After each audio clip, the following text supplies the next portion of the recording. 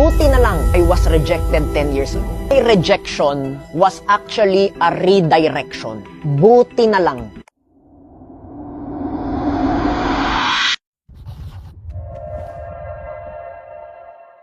Hi everyone, nandito tayo ngayon sa Shangri-La, no? We're just having our coffee, no?